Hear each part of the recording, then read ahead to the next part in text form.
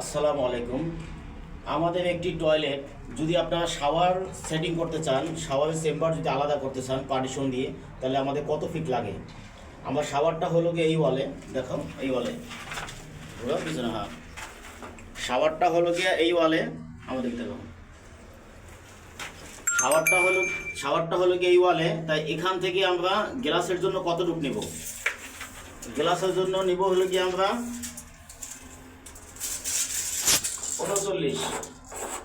একটা গ্লাসের জন্য পার্টিশনের সর্বনিম্ন কমপক্ষে 3 ফিট থাকা লাগে। আমাদের জায়গা যেহেতু আছে এই জন্য আমরা 3 ফিট 3 ইঞ্চি করে নিয়ে নিলাম, তাহলে হয় 39 ইঞ্চি টাই আপনার গ্লাসের জন্য রেখে দিলাম।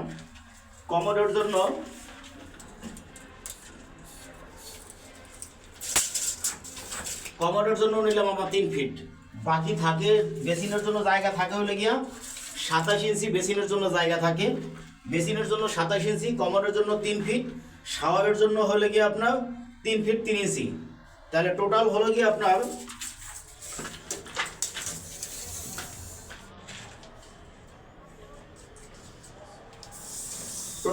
আপনি যদি শাওয়ারের চেম্বার আলাদা করতে চান তাহলে আপনার একটা টয়লেট 8 ফিট 5.5 ইঞ্চি হইতে হবে। তাহলে আপনার সুন্দরভাবে সবকিছু ব্যবহার করে আপনি মজা পাবেন।